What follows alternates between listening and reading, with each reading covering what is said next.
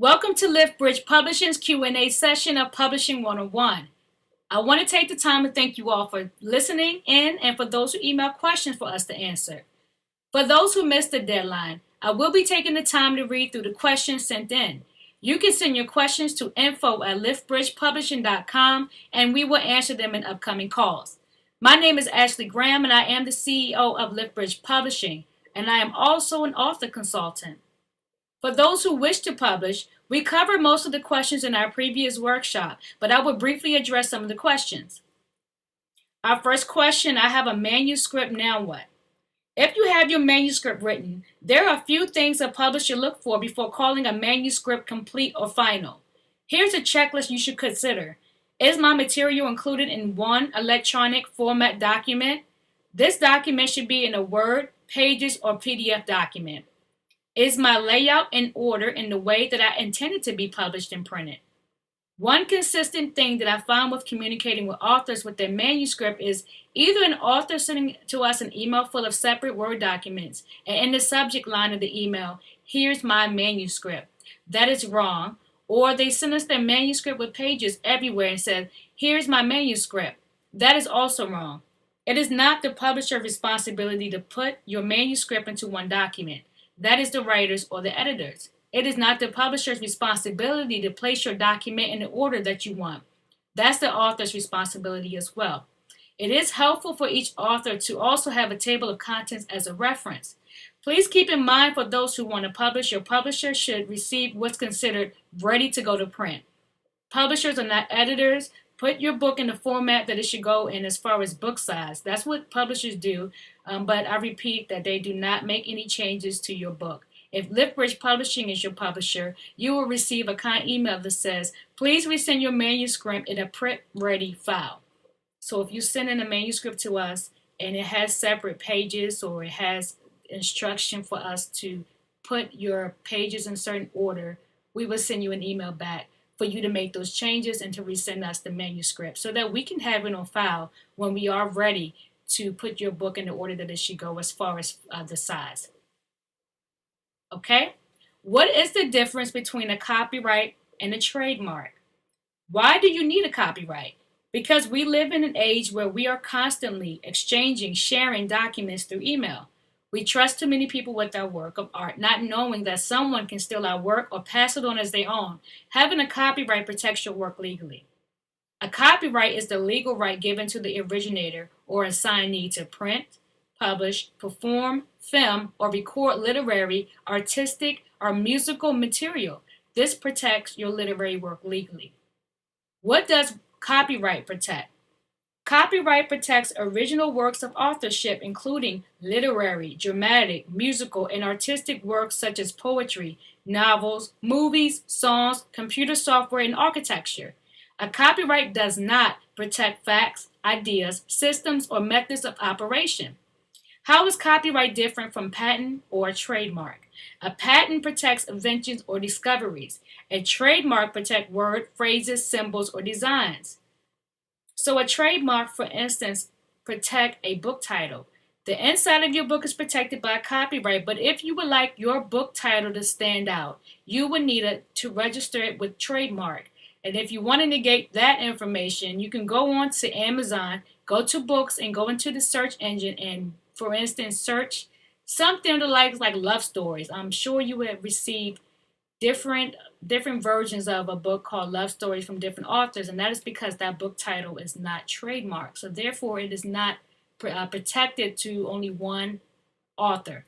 So if you like your book title, if you think it's unique enough to be trademarked, then I would consider you go to trademark first website, and also I would suggest that you put in a search engine for that title first to make sure that it is not taken and that you're not wasting a lot of time registering something that's already taken. So when is my work protected? Your work is under copyright protection the moment it is created and fixed in a tangible form that is either directly with the aid of a machine or through your handwork. Let me explain this in depth. If you do discover that someone perhaps stolen your literary work, your chances of winning legally are significantly more in your favor when you have a copyright. So you have a better chance of pursuing someone in court with the registration of copyright if your work is registered rather than if you did not. It would be then your word against theirs. So why should I register my work? Registration is recommended for a number of reasons. Registered works may be eligible for statutory damages and attorney fees in successful litigation. So again, if you have your book registered through copyright.gov, your chances of winning is more in your favor when you go to court to pursue someone than if you did not have a registration. What is a poor man's copyright? I once believed in this theory. Anyone ever told you that you should mail a copy of your work to yourself and not open it, and that it serves as a copyright? Well, that's false. How many people still have unopened envelopes sitting on your nightstand? Don't be afraid to admit this, but you can go home, open it, and register it. That way, you have your book, your work protected. The poor man's copyright, the mailing it to yourself and not opening, is not a substitute for a copyright. What is publishing? Publishing is the occupation, business, or activity of preparing and issuing books, journals, and other material for sale. Do you have to go through a publisher to publish your book? No. You can register your book, apply for a copyright and ISBN, design your book, format it for a print, ebook compatibility, and network for retailers for distribution yourself. First-time authors feel overwhelmed with this process. If you don't have the skills or software to prepare your book for distribution, research a publisher that will complete your book and for a reasonable price. That leads to our question of what is print on demand. I try to explain this as best as I can, and I always tell people if you research a publisher to make sure that they have print on demand. Print on demand is printing technology and business process in which copies of a book or other document are not printed until an order has been received, allowing books to be printed singly or in small quantities. Print on demand is great. You are able to print just one book for an author or several depending on the need. This technology saves authors and publishers from having to order a bulk to keep on hand for inventory. So back years ago, you would have to order a bulk and have it on hand and on print in bulk. But now print on demand, once we receive an order, we're able to put out a book either in a quantity of one or a quantity of thousands. So print on demand is very important for publishers. So if you do research a publisher, make sure that they are using print on demand. Okay? Wherever you decide to publish, whether you decide to do it yourself or pay a publisher to do it, it is important to research your options. And again, it's very important about that 300 books or one book if they have that. So when you do decide you want to publish your book and you want to sell it, most retail stores and distribution places require that you have an international standard book number. What is an international standard book number, also known as an ISBN? An ISBN is a 13-digit number that uniquely identifies books and book-like products published international. An ISBN established and identify one title or edition of a title from one specific publisher. When a reader is looking for your book, someone from Barnes & Noble can enter in your ISBN in the system, and your book information will be made available. They can tell the reader the book is available here. They can find out the publisher and order your book from the publisher directly. So an ISBN is very important and is very good to use, and most retail places like Barnes & Noble and Amazon won't accept your book without one. If you ever wondered how to get your book into the hands of the big-time publishers like Random House, Random House is part of the trade publishers known as the Big Five. They're one of the publishers known as the Big Five because these are the publishers that give you an advance on your books. But if you want to get your book to them, and you can get your book to them, even if you have them self-published, you can get your book to them, but what you would need is a literary agent. I like to call a literary agent the passport for authors to get their book to the big name publishers. A literary agent is a professional agent who acts on behalf of an author in dealing with publishers and others involved in promoting the author's work. Literary agents do not handle poetry, short stories, articles, or essays. They are the agents that pitch your book to the trade publishers that we spoke about. So if you do decide to use a literary agent, you would then research where a literary agent is in your area. And there are several literary agents in different states, so you can research them. The rule of thumb when you do find one is to make sure that they're not telling you that they can get your poetry book into the hands of the trade publishers, because that would be false. They do not handle that type of work. But if you would like to get your novel into the hands of the trade publishers such as Random House, literary agents is the way to go. And again, you can research them. There are some dedicated to your area. What is a reasonable word count for an adult novel? And a reasonable word count for an adult novel is 80,000 words or more. So for your book to be considered a novel, it usually the minimum is 80,000 words or more. So that is the word count for novels. And now we're getting to the end where this is pretty much the most popular question I receive either from Lifbridge Publishing authors or from other authors who publish at different publishing companies, because this is where authors get stuck. I have my book published. Now what? So I get this question a lot. I suggest as an author consultant, first of all, for all authors to see their book as a business. Most publishers handle the production and distribution of the books. Unless you go through what's known as the big five trade publishers like Random House, like we talked about, where they pay you in advance on your books, they handle all of the marketing because they're paying you money in advance and they want that money to come back. So they want to reach out to as many people as they can to get your book the exposure that it needs because they need that money back. So unless you're going through those, you will fall under the category I'm about to further explain. Your publisher is responsible for either guiding you through your publishing process, producing the book you want, and registering your book with the proper registration and distributing your book to the retailer markets such as Amazon and etc. Most self-publishing companies are not responsible for your marketing campaigning outside of the production after the book is live. However, publishing companies can offer advice, which is part of what Lifbridge Publishing do through workshops and webinars.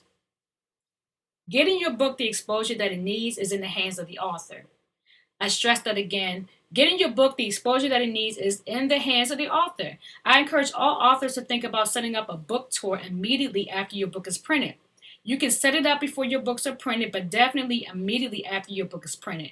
The first 6 months are crucial to the author and book. Most bookstores want what's new. So what's considered new for most bookstores is books that are published within a 6-month duration. So you want to make sure that you hit the ground running after your book is published. You want to set up book signings with libraries and bookstores as soon as possible. I suggest setting up a 3-month schedule where you're exposing your book for a duration of 3 months consistently, going to different places to give your readers a chance to meet you as an author. You need to build relationships with people where you can set up a vendor table also to where you always have your books on hand.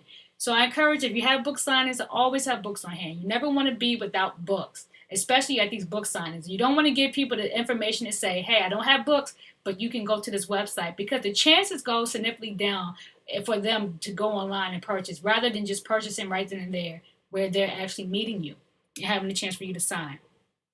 So you want to make sure that you implement that. Our marketing consultant, Tony Logan, gives this advice on our resources and tips page on liftbridgepublishing.com. I encourage everyone to visit the site. I encourage everyone to go to our resources and tips page, because we'll be posting different tips for authors throughout the year, throughout the month, and we'll also be posting our calls here as well.